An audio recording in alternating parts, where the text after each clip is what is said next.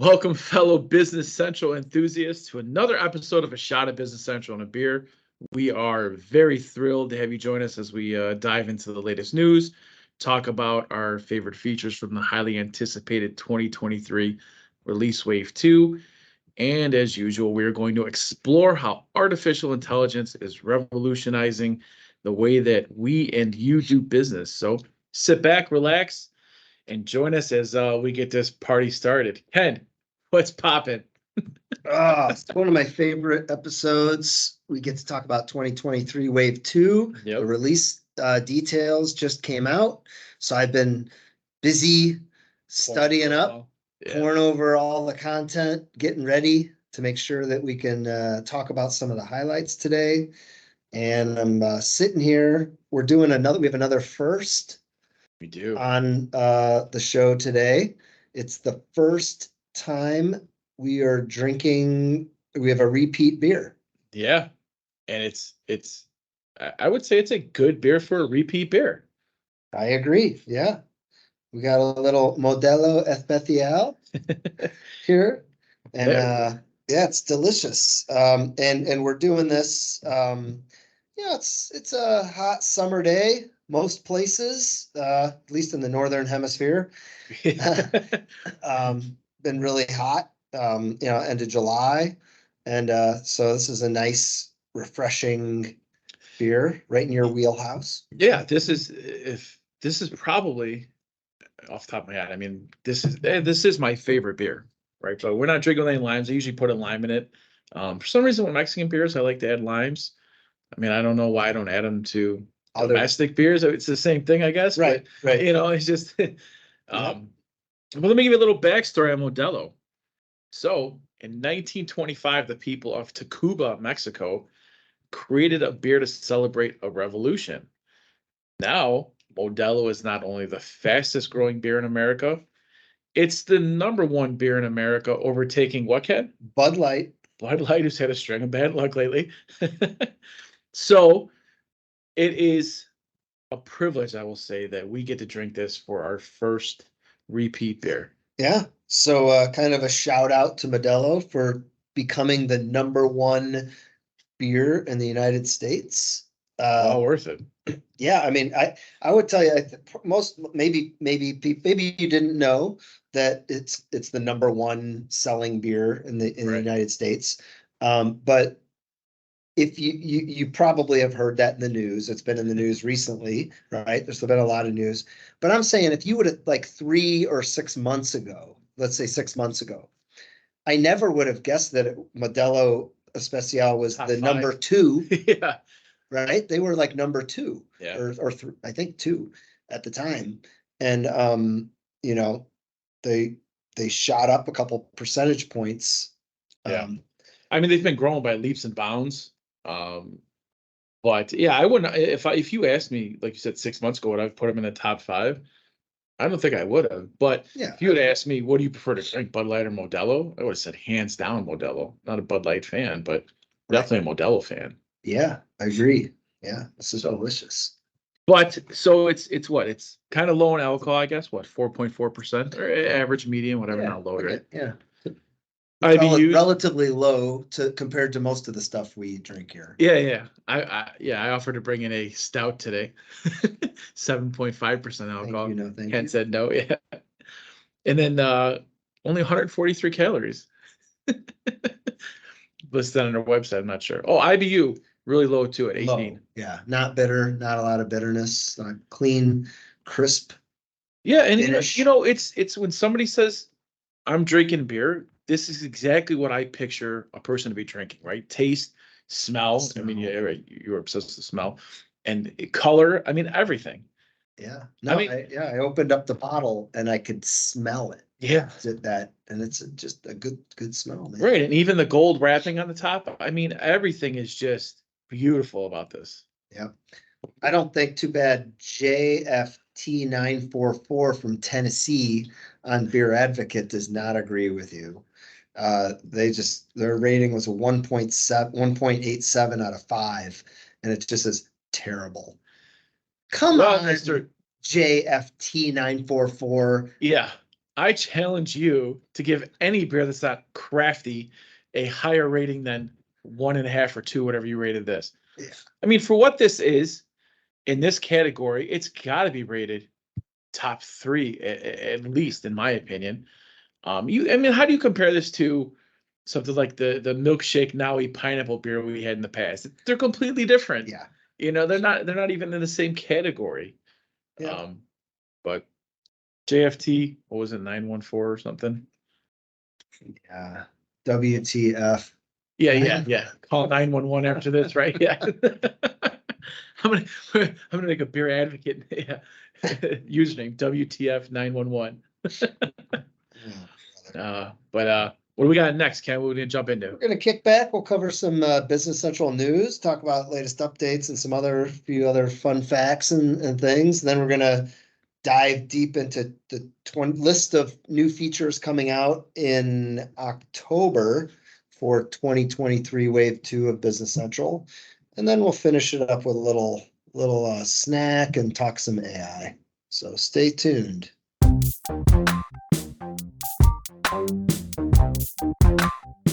All right. Welcome back to a shot of Business Central and a beer.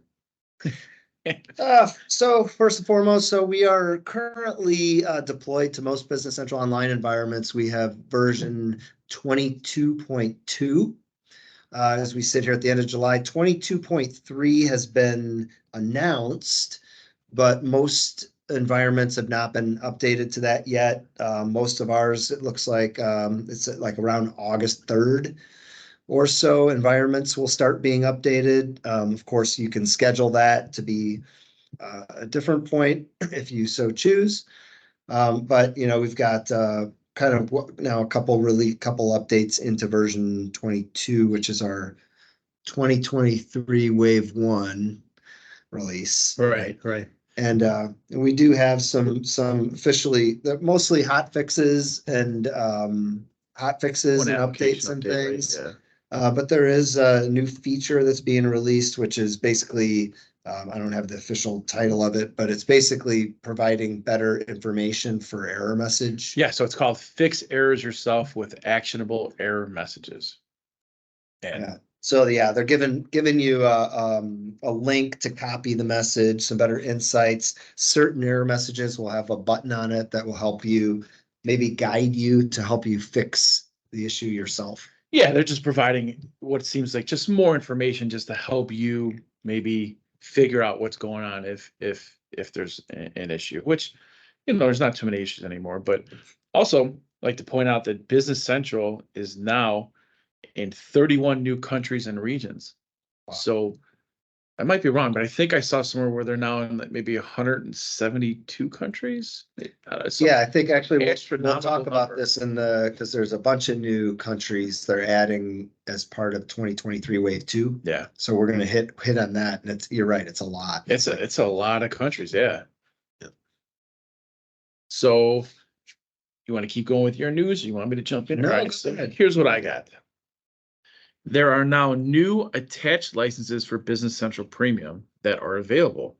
So Microsoft just launched 2 new attached licenses for BC Premium, and they are Dynamics 365 Sales and Dynamics 365 Customer Service for $20 per application. Before it was, you would have to license like Dynamics 365 Sales Professional for $95 a user because it costs more than the Business Central. Mm-hmm. And then you could attach the Business Central license for $20, but now it's the reverse. So I think that's really good. A lot of people who run BC online and even on premises.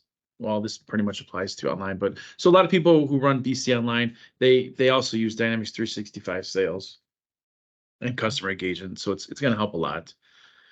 There's a new Learn module released for Business Central.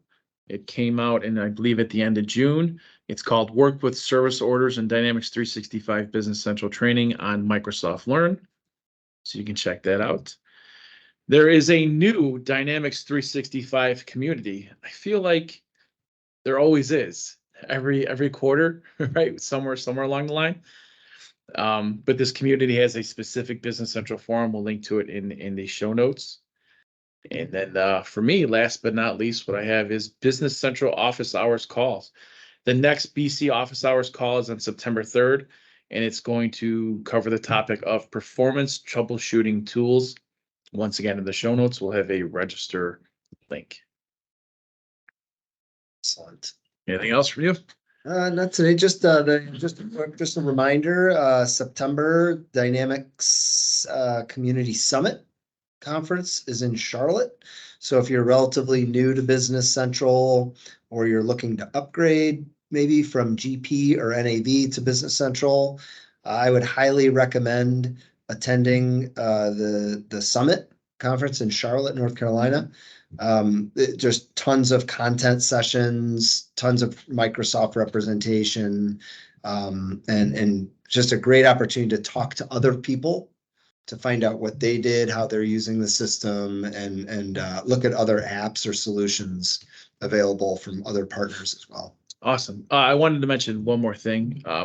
Microsoft recently launched for another Dynamics 365 product called Microsoft AIM. And so what it is AIM offers organizations a tailored path to move those critical processes to the cloud, right? So they're trying to help everybody, that's on-premise customer for NAV or Business Central. They obviously want to move you to the cloud. I like the idea. They're going to use some AI infused tools to help out. They've got a team of dedicated of migration advisors, expert assessments, investment offers tools, like I said, and migration support. The only thing I don't like is that we tested it out. We went to sign up for whatever. They're only going to so far recommend, I don't know how many partners, but a select partner. So if some random customer who's using Business Central on premise goes on to Microsoft AIM website, signs up, it asks them what their name is, what country they're from, and what their phone number is, I believe. Yeah. And that's all that it asks. And you can check a box to say, I want to be contacted by a Microsoft partner. But who is deciding what partners contact who? You know what I mean? I mean, Right. Are we going to get a notification saying contact somebody? At least it could have been within the radius of, the zip code or whatever. But I guess in today's day and age, that doesn't matter. But I don't know. So we'll see. Yeah, it's interesting, right? It's always kind of, it's released, so now everyone can start to see what it is and figure out how it works. Yeah. Right. I And mean, we talked about in the past that Microsoft had one partner selected to test some things. I'm not sure if this goes along with it, as this was recently released, maybe at the beginning of this month. And I Right. know that was talked about in the past couple months, but maybe it's the same. Could be, yeah. It's hard But to still, tell. yeah, as a partner, we want to know how we can get involved. Yeah, and they kind of focus that too, not only just on, I mean, so that AIM, Microsoft AIM, it's really Microsoft trying to throw their arms around a methodology of how to move companies to a cloud ERP. Yeah. Right? So you're coming from an on-premise solution, whatever it is, NAV, SL, GP, AX. Right. And how do you get to the newest online solution? Yeah. And it looks like potential tools and assessments and things that you can do to help make that decision.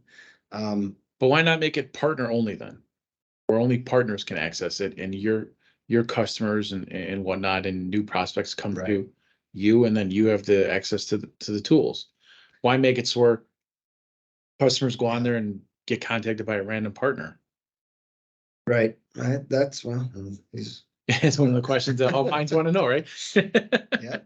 I put Ken on the spot. Yeah, I don't know, but I mean, yeah, ultimately it's that journey, if you will, from your on-premise solution to a cloud online solution is unique for every business, every company, right? I always say, we never do the same thing twice. Right. And it's true because we are constantly implementing new software from Microsoft, new features, new functionality, new capabilities. Yep. It's at a different company that's of a different size with different people working there and different expectations. Different extensions. different Everything, apps, yep. different requirements, different integrations, different reporting. Yep.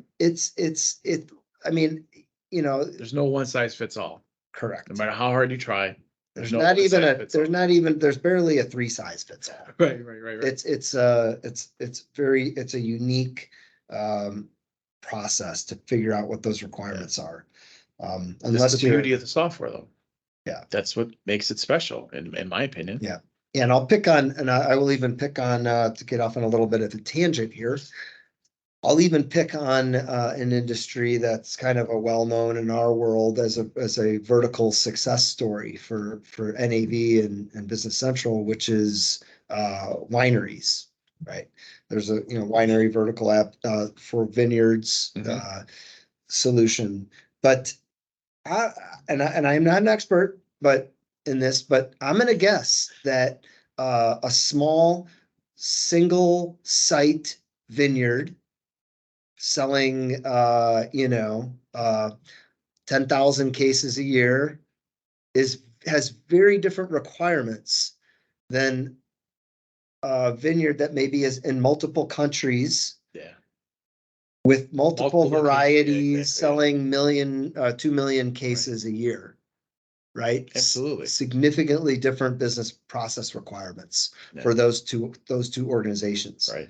So there isn't a single way to solve that problem. For the record, the expert claimed to not be an expert. Hedging. Yeah. But yeah, I agree with you 100%. One more update. We may have talked about this last month. I can't remember, but it's worth talking about again, even if we did. And that is the question of what is Microsoft Fabric?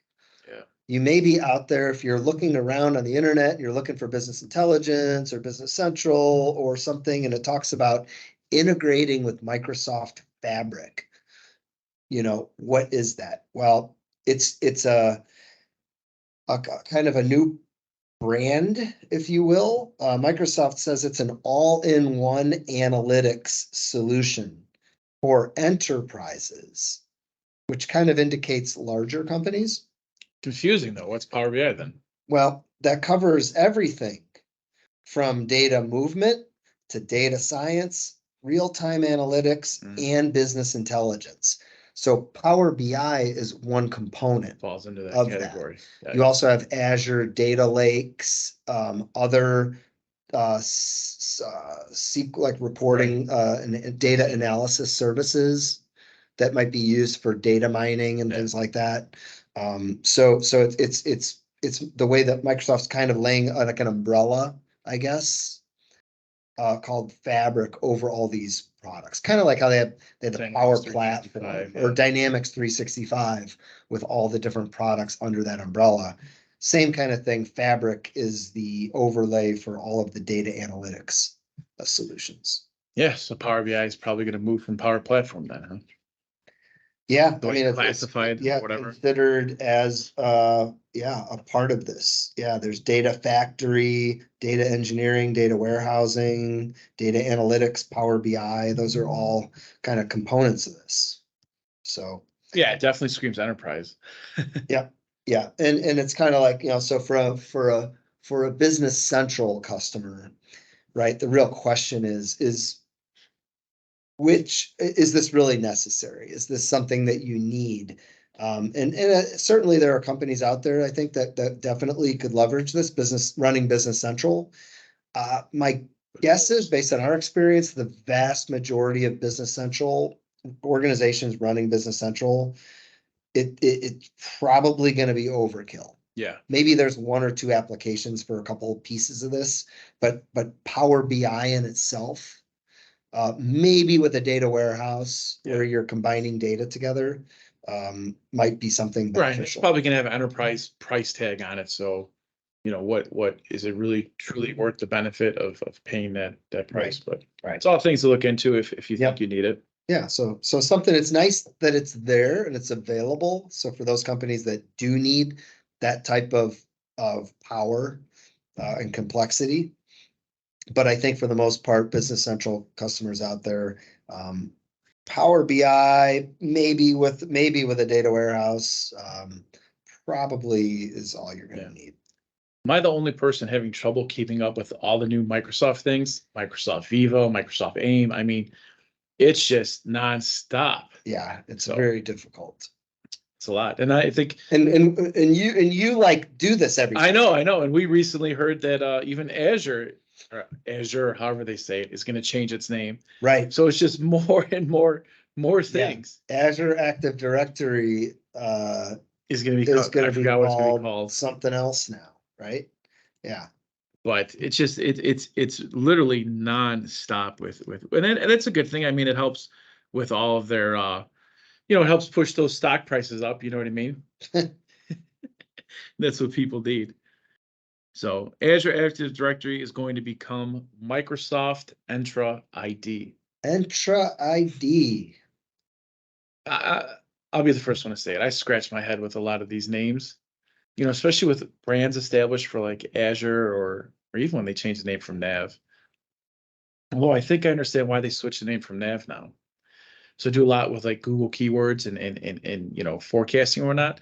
And there's a company that actually is called Nav that eats up a lot of whatever that those impressions and everything. So, but all right, what do we got next? We're gonna jump into the Ken's favorite segment, 2023 release wave 2 Business Central. Yeah, go grab another cold beer. Maybe grab your snack now and kick back. Yeah. We're gonna dive through all these features.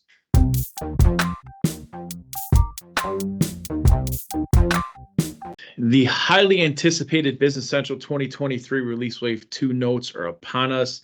And just like with past releases, Microsoft focuses on the categories of adapt faster with Power Platform, application, Copilot, and AI innovation, country and regional development, governance and administration, legislation, onboarding, productive with Microsoft 365, reporting and data analysis, service and platform, and user experience. Wow, that's kind of a lot of groups. Yeah, that seems to be the trend with all the last release wave. So, let me throw in my first thoughts, right? So after quickly glancing through the categories and new feature updates, I noticed that there is an emphasis on improving warehousing and working between companies. Yes. Yeah. So, but also there's a lot less Copilot and AI innovation updates, as well as a lot less productive with Microsoft 365. So from my standpoint, I thought there'd be more AI and Copilot integrations. And over the past couple of years, I've been really excited about seeing more and more Microsoft 365 things. It's kind of tailed off. I mean, Yeah. I love that shit. I do love that stuff. Yeah, that's the stuff that gets me excited. Where you're into the warehousing and finance, whatever. I like the features. Yeah. Yeah. But so we'll see where it goes. I guess we'll start with what? Adapt faster with the Power Platform. Yeah, let's start. We're kind of just gonna run through the list of new features. It should be a relatively long segment. We'll try to touch on each one, but we're gonna go right in the order that the release document is in. So if you've downloaded a copy of that and looking at all those details, we're gonna follow that same order. So it kind of makes sense. Excuse me. For all the people following Makes at home sense. with reading or whatnot. So Yep. So yeah, let's start with the Power Platform. First one, really simple. They're changing the modification limits for triggering flows and bulk updates. There was a limit of 100 when you're using Power Automate. Now they've changed the limit to 1,000. If that means something to you, bravo. Super user. So, yeah. Next one for Power Platform is they're supporting business events in the Business Central connector for Power Automate. So this one's a little bit probably bigger deal. With this release, building flows that react to specific business events within Business Central is now possible.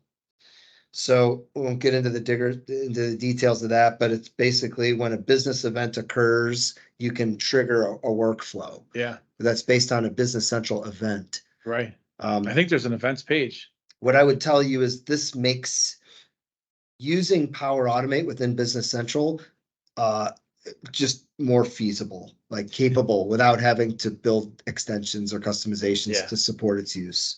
So I think that's a big step in the right direction. Yet to be, well, we'll have to see how cool it is. And anything is almost an event, right? Like creating a new customer or yeah, there's thousands and thousands of events and things that are out there. Yeah. Nice. Another one is you can enable specific virtual tables when you connect to Dataverse. Again, if this is something that if you're using Dataverse, this will be meaningful for you because it gives you more power and flexibility to connect to Business Central through Dataverse. Another Power Platform, get control over how to view Power BI embedded content. So this one's kind of cool. This means like on your Role Center page and Business Central, you can kind of stretch your view of that Power BI fact box.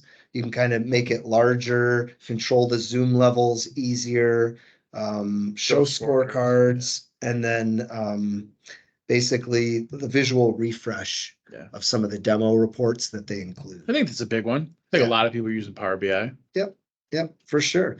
So that's Power Platform section. So we're off to a solid start so far. Next, I think we're heading into one of my favorite areas. I got two favorite areas. I've got application, which we're going to hit next. Localizations. No.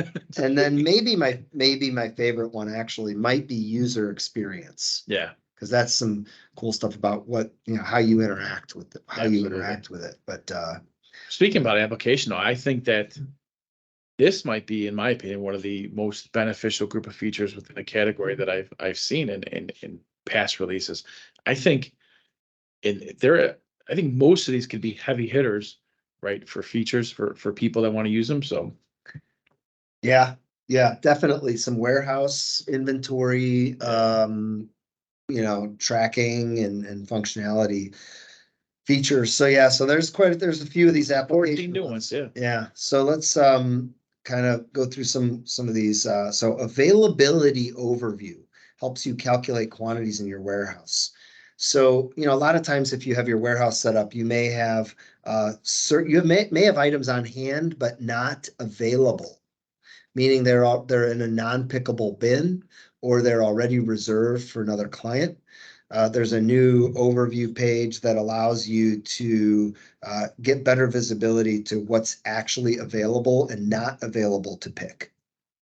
So it's more of a real-time view, better visibility. So someone who's creating an order says, oh, it looks like we have 100 of these on hand, but how many are actually available for me to go pick for this customer on this order right now? Yeah. That's been kind of an issue for certain people. And I think I saw that this level of visibility extends across all locations, right? And it helps. So I think that's important. Yep. And then next one's also warehouse related. Configure the right level of handling for different warehouse operations. So this basically allows you to set up how you want to handle inbound warehouse activities and outbound or internal processes separately.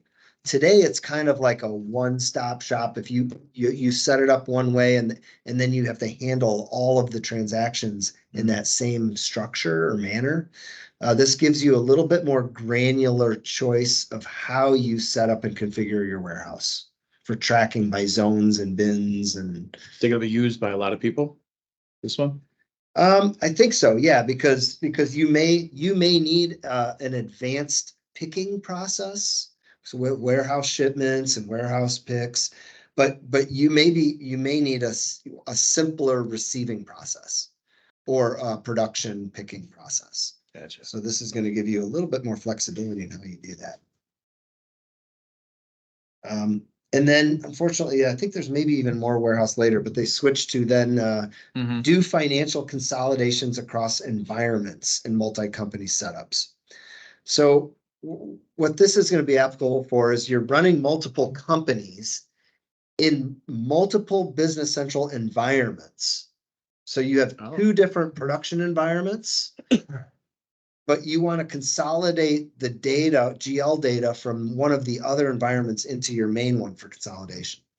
This is adding the ability to go not only pull data from another company within your environment, but go find another company in a different BC environment and consolidate that. Is it common practice to consolidate from?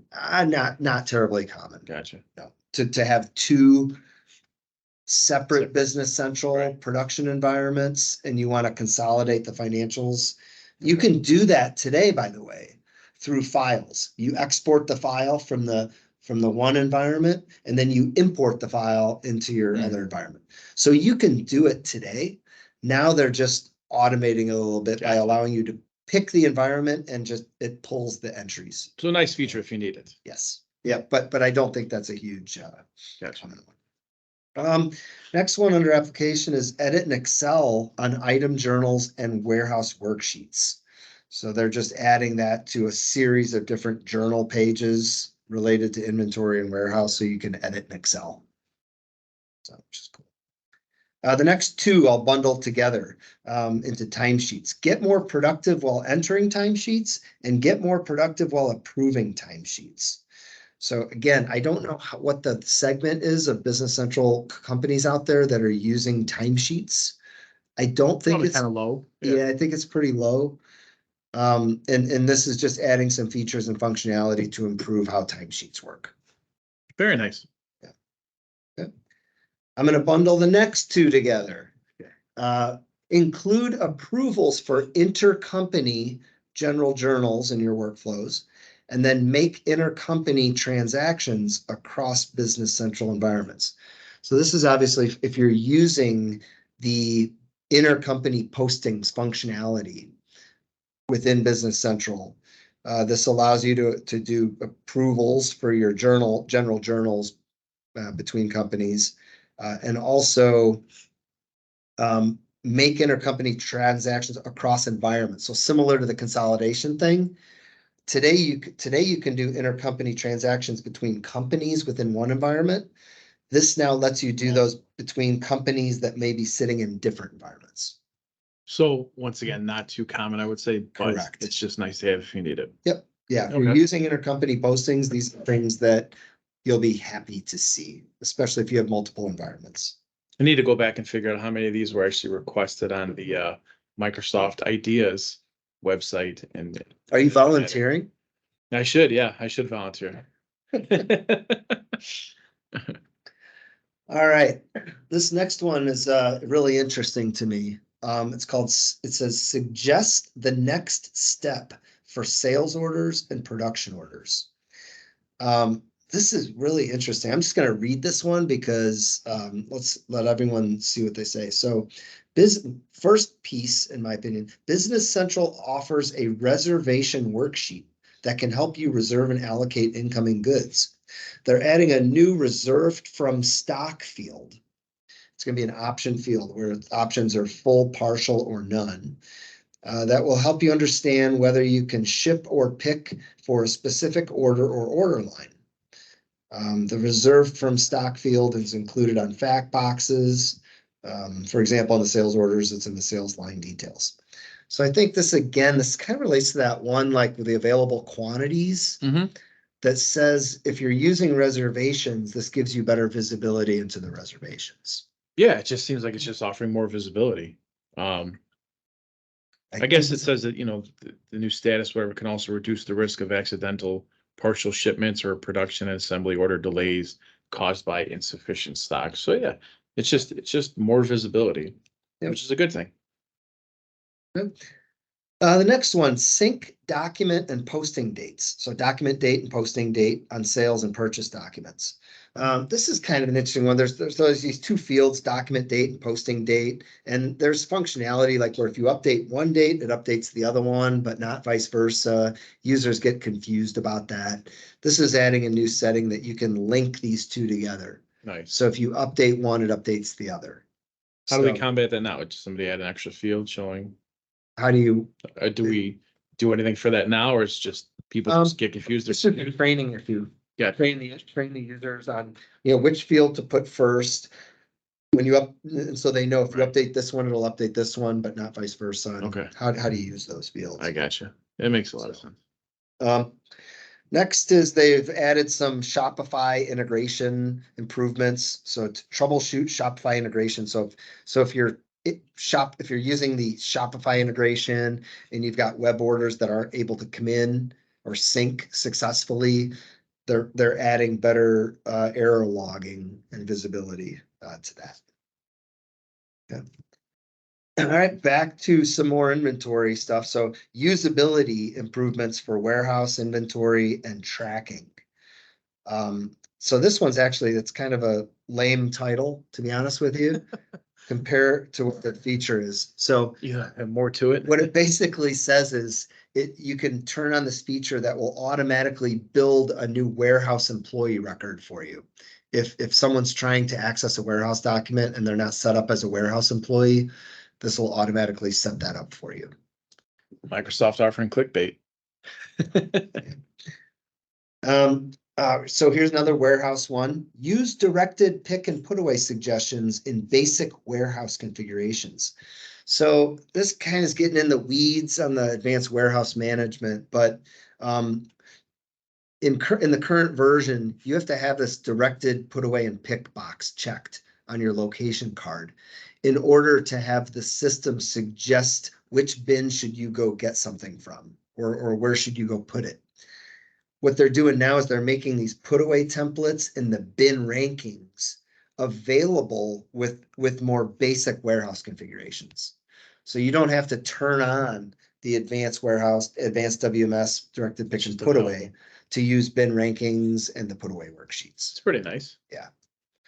Wonder what's with Microsoft's push for warehousing lately with the updates. Right? I don't remember this much in the past. Well, it's there's I mean, it's popular with all the e-commerce. It's kind of like it's always been kind of like, okay, we don't need warehousing, so we're going to be very basic. We're just gonna have a location code and maybe a shelf number on the item record that says where this is, or we're going to use advanced warehouse management. And that middle level kind of gave you some features, but you couldn't do other features. Mm-hmm. I think what they're trying to do is through a series of these things here is give you more flexibility to say, okay, well, I need this piece, but you can kind of more a la carte. Yeah. Selecting which pieces and parts you want to use so that you can have a more tailored configuration for your business. It's kind of like my takeaway. Okay. Last one for application. Then I'll let you cover a couple if you want. Use general ledger allocations to distribute costs and revenue more efficiently. So what they're doing is they're creating something called an allocation key. That is kind of like a simple way that you can enter this allocation key. And then that key is going to have a setup table linked to it that's going to know how to distribute maybe a total that you enter across a whole variety of GL accounts and dimensions. So like a simple example, I think might be like telephone bill might be an allocation key. Where you have some allocation built in that uses statistical accounts to figure out what your head count is by department. And then it takes that cell phone bill for $1,000 that you got, and it distributes that cost across the different departments based on some percentages that are calculated. Nice. We used to call this years ago. I used to call this like dynamic allocations because you're allocating things out maybe as a percentage of total revenue, a percentage of some statistical account that's set up. But the system each month you just run the allocation, it figures out the amount to grab and how to allocate it based on some percentages that might change each month. Gotcha. So. All right. So next up, we got Copilot and AI innovation. You're welcome. Thank you. Appreciate it. Two new features, really one new feature, right? But the first one is complete bank account reconciliation faster with Copilot. So bookkeepers and SMB businesses must import bank statements and reconcile transactions with their bank ledger entries in order to account for all customer payments, reimbursements, and purchases. So, Business Central already reduces efforts through automated transaction matching. The remaining work process really is, unmatched transactions each week, which remains, very labor intuitive, I guess. So that's the first one. And then next up, we've got the Get Marketing Text Suggestions with Copilot. I'm not really sure why this is put on the 2023. Because it went from preview. Oh, now it's generally. Yeah, and they also said they added some improvements and some additional. So yeah, so this is really like if you're on, you're in an item, this is going to help you generate the text for the description for the item and things like that. Yeah, website, yeah, stuff like that. So it's pretty good. I like it. I'm actually disappointed. Like I said earlier, though, I thought there was going to be more Copilot and AI innovations. Really, they're adding just one new thing, which is kind of sad considering all the other products that have a whole bunch of new features. All right. Country and regional. I'm gonna go through these pretty quick. There's 10 new features. I think I'm just gonna read each one. You want me to talk about any of them? Anything special? Yeah, I think so. Nothing that relates to us, right? I think that just that new report design thing is the biggest feature. Yeah, there's a new design for report language and region settings. Another feature is advanced payment and posting preview of tax documents for Czechia, direct transfer, Czechia, e-submission of VAT return in Denmark, Iceland localization app, and delocalization. All these, there's 8 of them, right? They're all Denmark or Czechia specific. I'm not sure why those aren't localizations. I don't know. How did these 8 features get added to the list of new features for this version? Those definitely seem like localization features to me. Absolutely. All right. So moving right along to development, there's 4 new features. Let me just name them first. There's Open Visual Studio Code from web client to investigate or troubleshoot extensions. Turn off data analysis mode on pages and queries. Turn off indexes as a partner. Use the built-in rich text editor to enter data. Out of these 4, my favorite, being the cool as, ICE developer that I am, is the Open Visual Studio Code from web client to investigate or troubleshoot extensions. So as a developer or consultant, you can now launch a new Visual Studio Code session for a customer's production or prototype environment from the actual web client. Different contexts will be supported, such as from the page inspector or the help and support page for a page field extension, yada, yada, yada. But I think as a developer, that's going to help cut down some of your time. Definitely. Little things and definitely. Yeah, allowing you to have Visual Studio launch and it auto downloads symbols, I think I saw, and kind of prepares the environment so that you can attach to the current live production section and debug. So that is, clearly the top development feature I think they added. Some of the other ones, like turn off analysis mode on pages and queries. They just added analysis mode to pages in the last release. And all they're doing is they're saying on certain pages, developers can now go in and turn this off. Yeah. I don't know, it's bothering anyone. It must have been. Right? Wow. Right. I mean, the more things on the less performance you get. Another one of those is you mentioned turn off indexes as a partner. All the different tables have indexes on it to improve performance. But in reality, the more indexes you have, it can actually slow down performance. So if you're not using an index or you don't need it, now you can turn it off, which will ultimately improve overall performance. Right. It's not something we have not really seen the need to ever do it in Business Central Online. Right. Meaning that the performance is fine.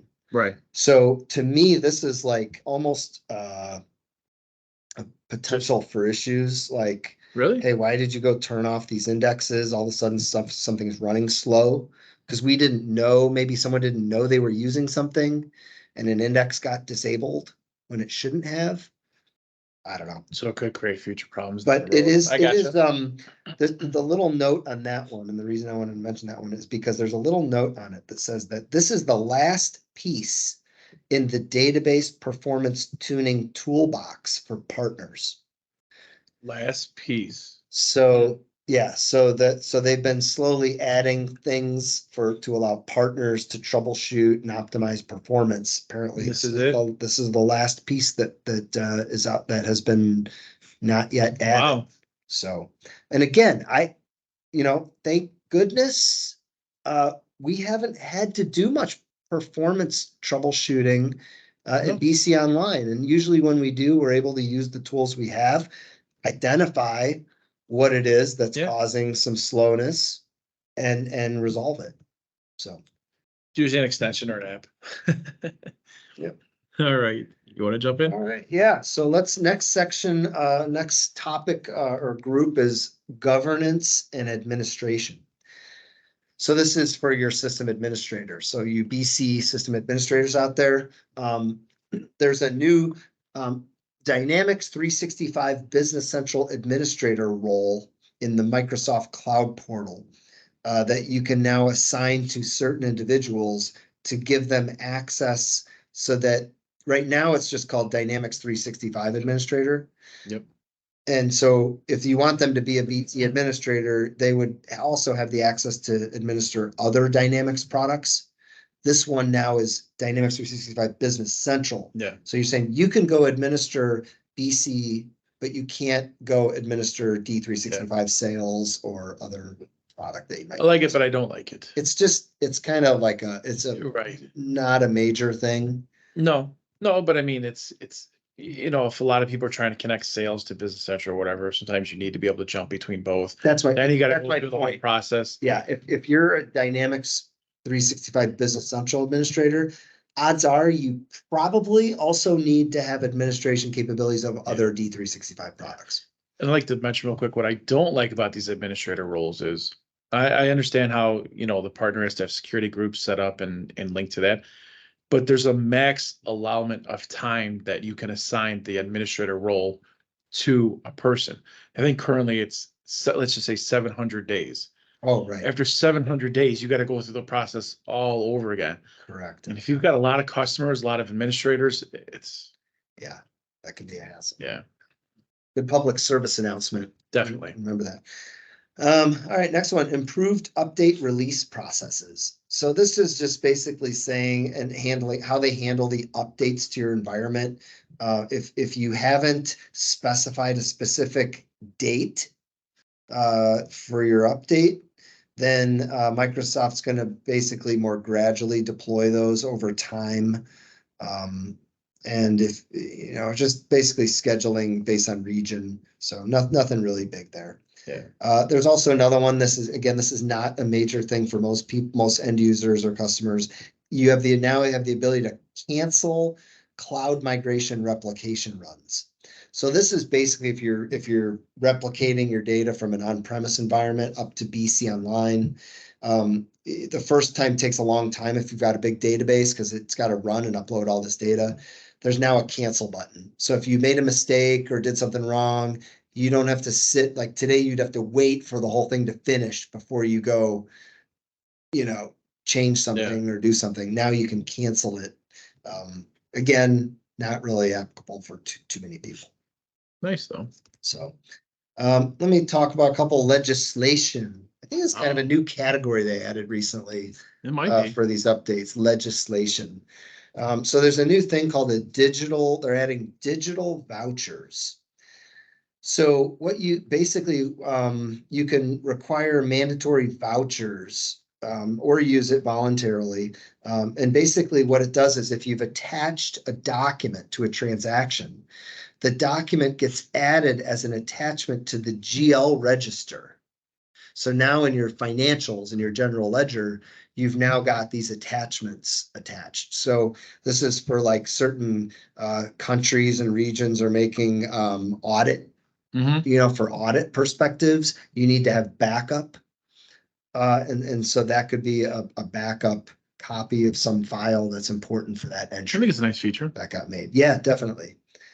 Also, under legislation, e-documents or as a global solution.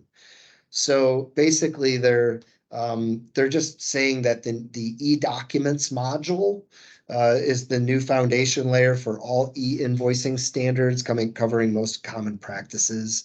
I think what they're going to be doing is expanding the use of electronic documents. And they're just saying that they're kind of creating this as a framework. Yeah. So when I was reading about this is from what I understand it, they're trying to comply with the continuous transaction control CTC program. Before this, I was not familiar with the CDC program, so I looked it up. It's a concept that requires suppliers to submit e-invoices through a centralized tax authority system or decentralized, where suppliers are permitted to e-invoice purchasers directly, but must simultaneously send reporting data to the tax authority. So in other countries, it's not in the US or like the UK, but in other countries, they have like this governing tax authority called the continuous transaction control, and they're required to send these invoices to them as well. Mhm. Yeah, it's getting more and more common. Yeah, I was going to say it must be if Microsoft is putting this within in the product. So I Yeah, wonder if it can ever happen. Yeah. Yep. Yep. And another one along those lines is the last new feature of legislation, which is large companies to report payment times. So there's more and more countries now, especially in Europe, Australia, New Zealand, where companies have to report to the government payment times, like how long it's taking them to pay their vendors, especially vendors that are smaller than themselves. Right. So, I guess If you like Big Brother, that's the way to go. right? More Kind of more governance. Yeah, it kind of scares me, but More governance. I also don't think that, I'm not sure though, but I think that's not part of the US thing. Yeah. So let me handle the two onboarding ones, and then I'll let you handle your 365 ones. All right. So onboarding, they've added the ability to modify the text in the welcome banner and skip the banner intro state. So just being able to put a custom message into the welcome banner. And then you can also set the initial role that users will be assigned to when they do a trial. Currently, all users get put into the business manager role center.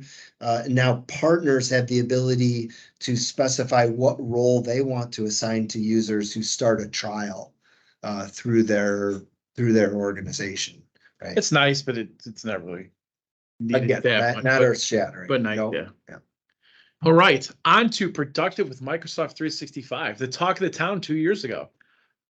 Sadly, this time we've got one enhancement or one feature called enhancements to Excel add-in. Pretty much everybody who uses Business Central is familiar with the Excel add-in, but now dimensions are included on more pages when using that feature. There's increased accuracy of filters when information is transferred to the Business Central to Excel. Improved reliability and performance of data refresh and published through the latest OData v4 technology. And last but not least, the add-in now supports on-premises deployments that have a dedicated server instance specifically for OData feeds. I think that last one might be the most important, although financial people will love the dimensions that are included. Yeah. So, yeah, good to see they're still doing some. They're still improving that. With all the cool Teams integrations and updates and whatnot. So, yeah. All right. So next, and I think again, I think this is another new category. It seems like I said, there's more and more categories they're coming up with. yeah. So this one's reporting and data analysis. So this first one is an analyze, group, and pivot data on queries using multiple tabs. So they created this feature public preview in 2023 wave 1 with how you can interact with data on list pages. And they've kind of extended some of that functionality. You can share a link to a tab with a coworker and some other stuff. But basically, they're just improving that a little bit. Yeah. They're also just next one is discover, report, and data analysis content easily. I like this one. So basically, much easier to discover reports and BI tools like from the Tell Me field. Which I did not know that a lot of these things weren't discoverable. In there, like data analysis kind of, queries, reports, Power BI pages. Right. So I didn't know that, but Yeah. It's not things that I use. So I actually like that feature. Yeah, no, I agree. I agree. That's a nice one. Yep. I'm a huge fan of the Tell Me feature. I use it for everything. Right, absolutely. Next one is get Power BI reports for reporting and data analysis on finance, sales, and inventory. This one is, so they're adding APIs, queries that can be used in the client. You can build Power BI reports and package them into a Power BI app that is available on AppSource. I thought you could do that already. There are some, maybe they're implying it's going to be Power easier. BI apps on AppSource. Yeah. Expose select queries as reports with Excel layouts. That's a cool one. That was always I always wondered why that didn't exist. So basically you can create a query where the query links multiple tables together, right? And then you could use that query as an OData source in Excel or Power BI. But sometimes if you have that query, I might just want to be in Business Central and just run it and view the data on a list page. So I think that's what that's doing. And that sounds like it, great, because that's how I would love to consume a query. I just go in there, open it up, run it right from within Business most people Central, would, yeah. and then hit send to Excel. Right. Or open in Excel.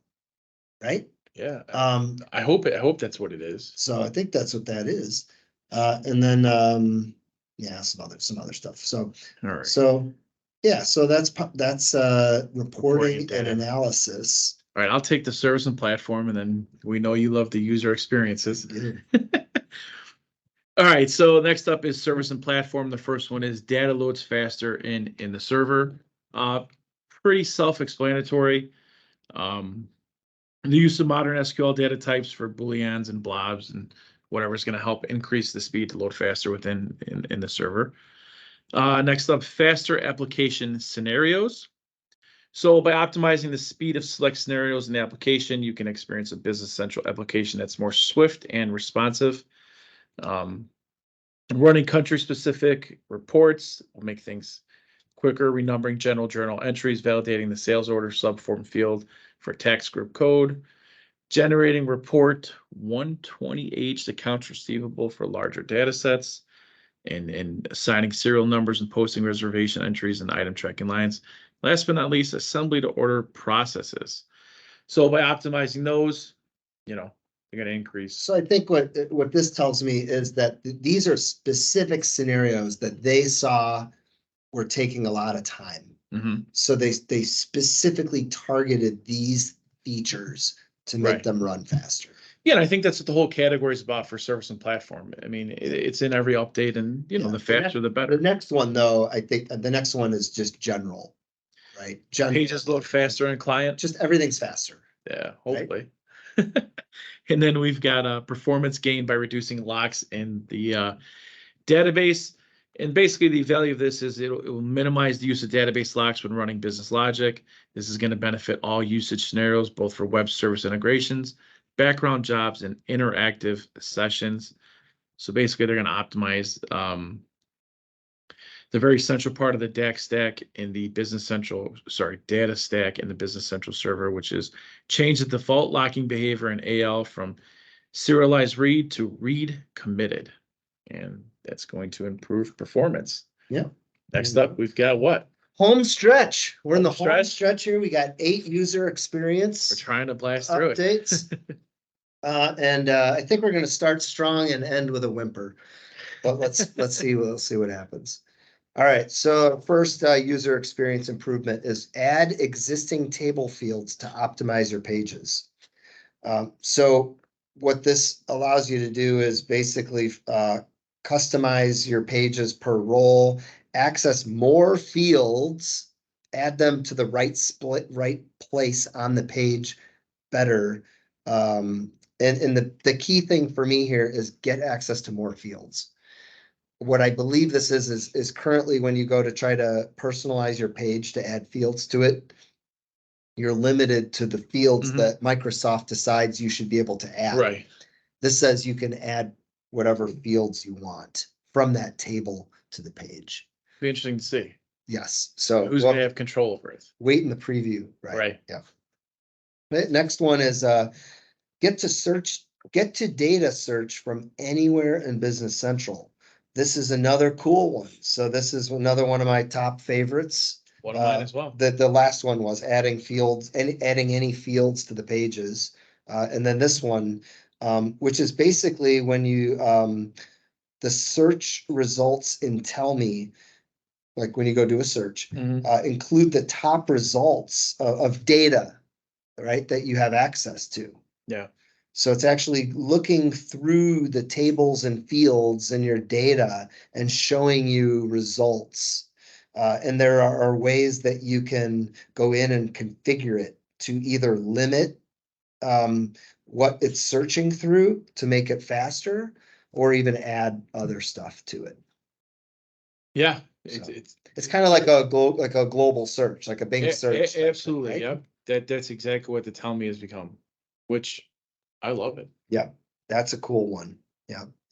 Another little one they're adding on your browser tabs. Just it says distinguish browser tabs when multitasking.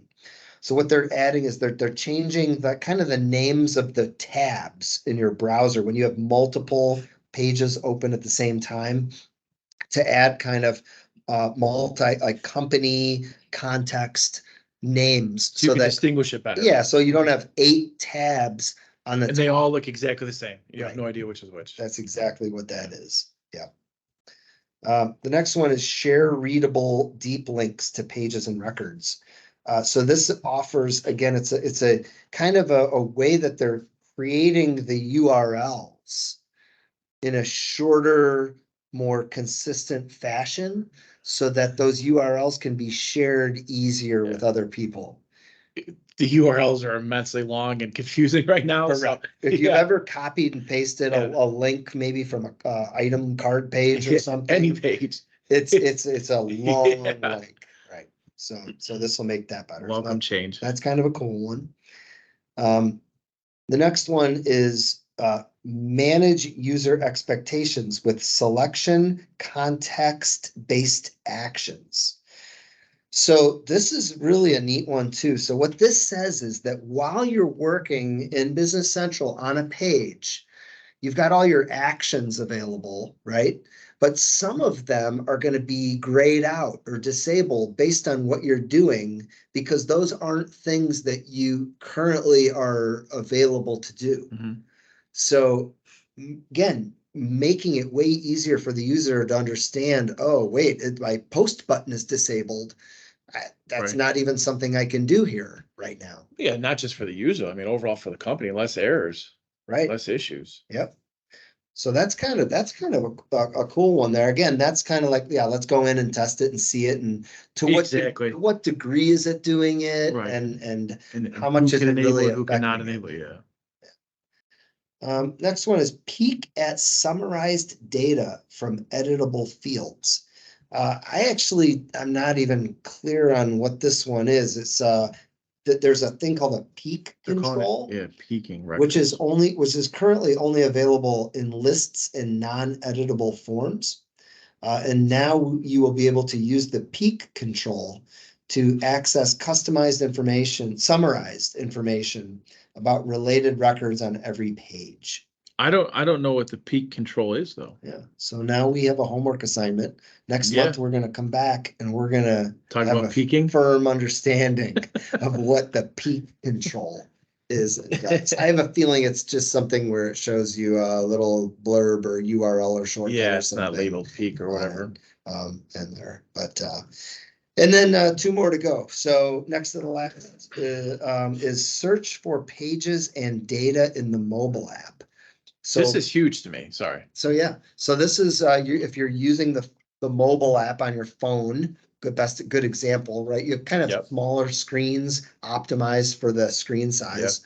They're adding the Tell Me button, the search button, to it. That's, to me, that's probably, especially if you use the mobile app, that's one of the biggest things in this release for you, right? I mean, that's huge for you. Yeah. For people who use their phones or the mobile client a lot on a small screen size, that's tremendous. Yeah. And then, like I said, the last but perhaps least, use actions to navigate or fix errors from inline validation dialog. So basically, this is, in the last release, they introduced actions or error message that can take the user to a place where they can go resolve their error.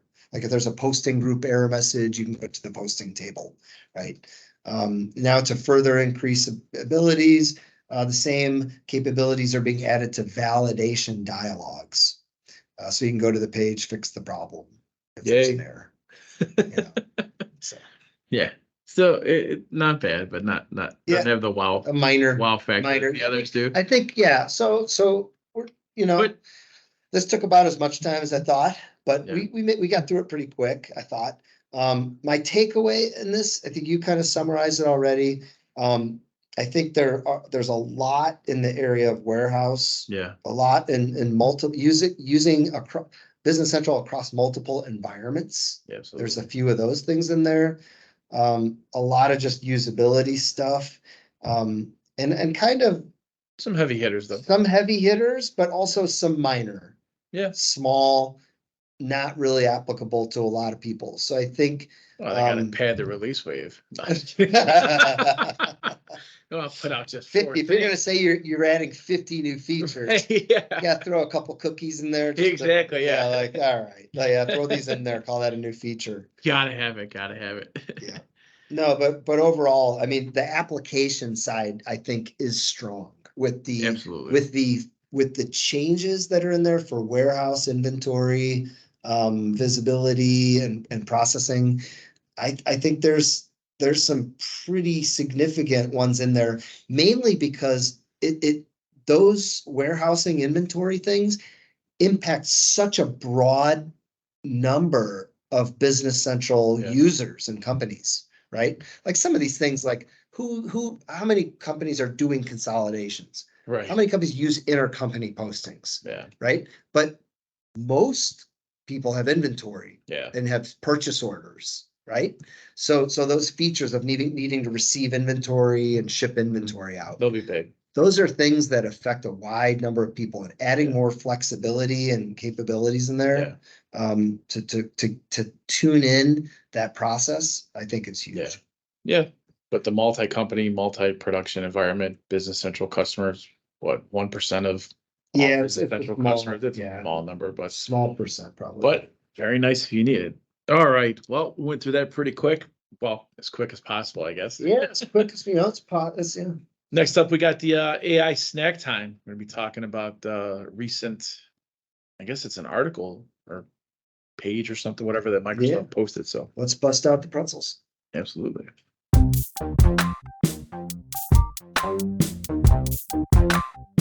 Back for our AI snack time segment. We're still enjoying another Modelo and eating some Dots pretzels for the snack. But in this AI segment, we want to talk about this new Microsoft Learn webpage / article that Microsoft put out called Responsible and Trusted AI, their cloud adoption framework. And in this article, Microsoft outlines 6 key principles for responsible AI: accountability, inclusiveness, reliability and safety, fairness, transparency, and privacy and security.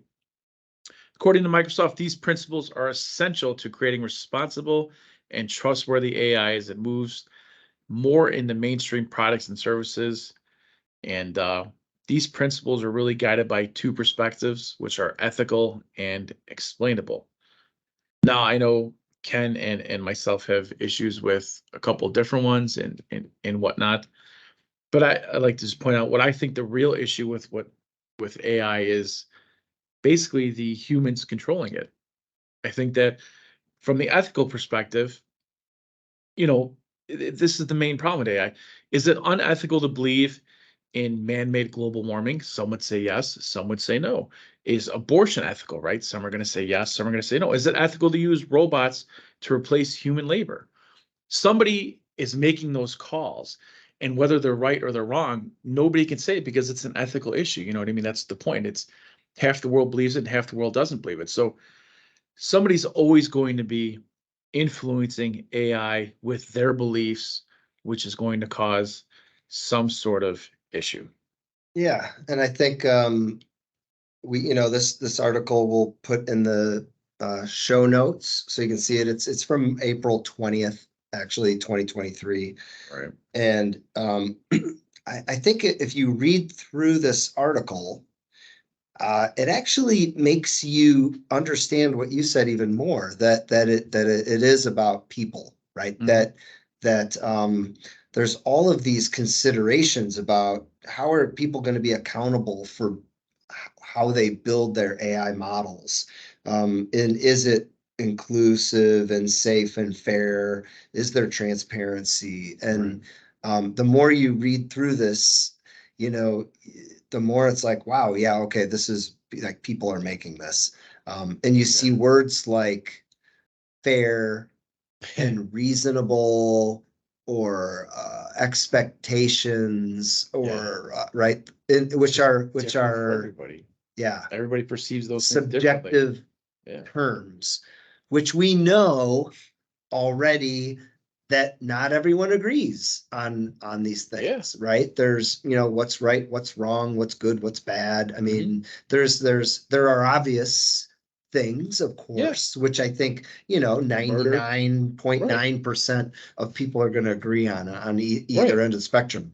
But there's probably just as many or more that are somewhere in the middle. That are going to create things. So how you say something needs to be fair or reasonable from different people's perspectives. It's impossible. Yeah. So if we want to talk about the first one up there, accountability. So my thoughts on this section is that I 100% agree that people need to be held accountable. The issue that I have though is to what extent. From everything that I hear, AI can be, 100 times more impactful and deadly or whatnot than nuclear warheads. That's what the talk is, right? So does that mean when you're holding somebody accountable, is it jail time if they do something? Right. How are they being held? These are like guidelines. Yeah. But how do you possibly hold, Joe, Pete, Sue, Mary, and Jose, who were part of that team that developed that feature, with AI, how do you hold those people who they made a mistake that killed, I don't know, 50,000 people. You're going to hold them accountable? Who may have done that work 3 or 4 years ago, right, or aren't even working there anymore. Right. Is jail time ethical? You know what I mean? It's just, who knows? Yeah. But that's one of the ones I had an issue with. You have one you had an issue with? Yeah. The under explainability, right? So under these two different categories, you got ethical and explainable. So under explainability, the key one I saw was transparency. If you've gone out and tried Chat GPT or other AI tools out there, you type in a question and it gives you an answer. You have no idea what it used as its source for that. I mean, it's Chat GPT is the source, right? You're supposed to trust it. It used its universe of knowledge to come up with that answer. And we know that many times those are not accurate answers. It will hallucinate, as they say.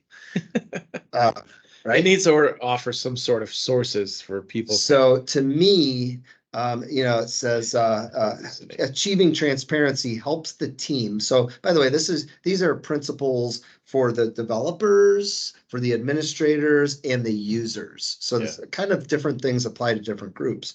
But in this one, it's transparency helps the team understand the data and algorithms used to train the model, what transformation logic was applied to the data, and so on. Insights into how the model was created, which allows it to be reproduced in a transparent way.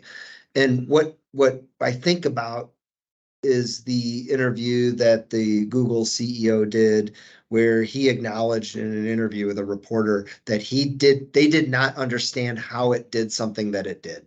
Yeah. So to me, I think it's interesting, like how can they make it transparent and understand how they can reproduce a result in a transparent way when they don't even understand how it did something that it did. Yeah, I think what you're referring to is their AI model was only trained in English, and somebody decided to ask it a question in a different language. For this, let's just say it was Dutch.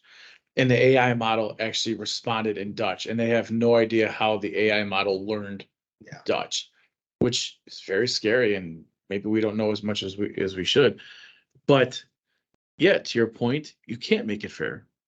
I mean, maybe they can one day, I guess. I mean, I think it's kind of my other big major takeaway point on this reading this article is that I think it's very good that this got created, right? That there is thought being put into these things, but it kind of is just CYA, right? Like they're just covering their bases here, because who, you know, it isn't the major corporations necessarily who everyone's worried about where this could go. It's the nefarious players, someone who may not be following these rules. And what are they going to do with it? And what's the penalty for them not following these principles or guidelines that the better part of the world is following? And I think we have to mention, and this just popped up in my head. This article is written, or whatever, it's from April 20th, 2023. I think since then that Microsoft, Facebook, Google, and some of the major players have come together to create some sort of governing, I don't want to say rules, maybe expectations of AI through a meeting at the White House. Have you heard anything about that? No. I think I heard that. So I'll look that up and report back next time we have our next podcast. But I think there's some sort of principles that might be in play for AI in the future. But it's a big, it's a small world and it's a big world. So I don't know if they're not part of this group that's decided these principles make sense. Where does that leave us? Is the question. Yeah. I don't know.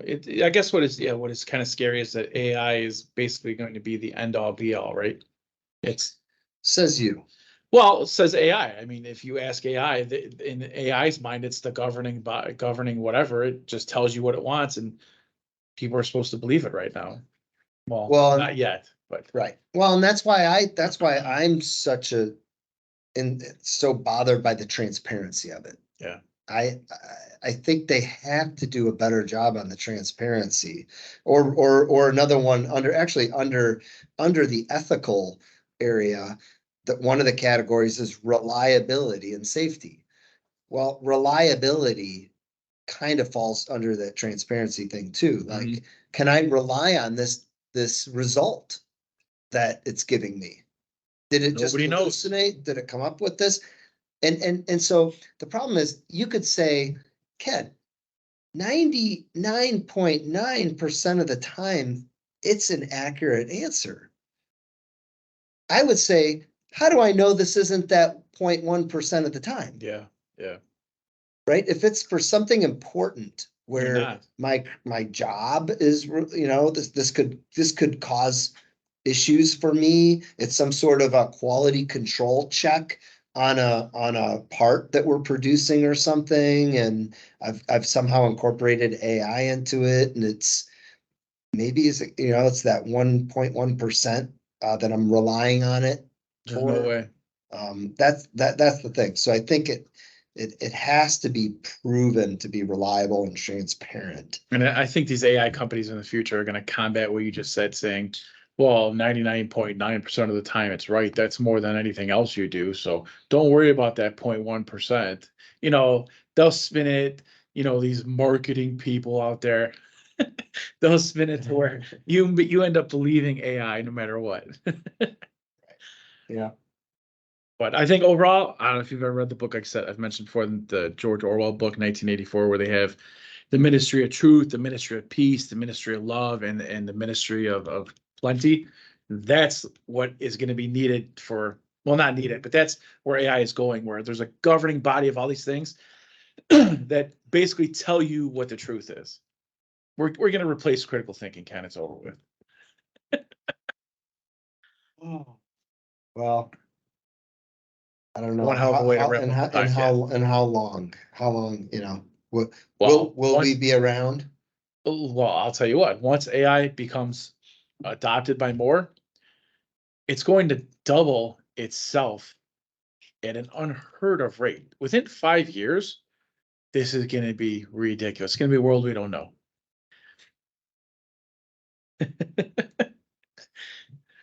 Well, we'll see. Yeah, we'll see. I hope not. We'll see.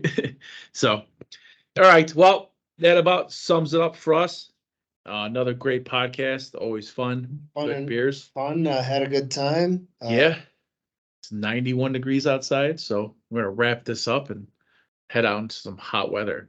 Until next time, everybody, stay nice, stay fun, have fun. I don't know. Ken, take us home. Bye. As we end today's podcast, we want to give a big thank you to everyone who listens, shares this podcast, and leaves us reviews. You've taken a good amount of your time out of your day, and we truly appreciate it. Thanks again. And don't be afraid to email us at marketing@solsyst.com with your tips for the podcast, or maybe you'd even like to be a guest during an episode.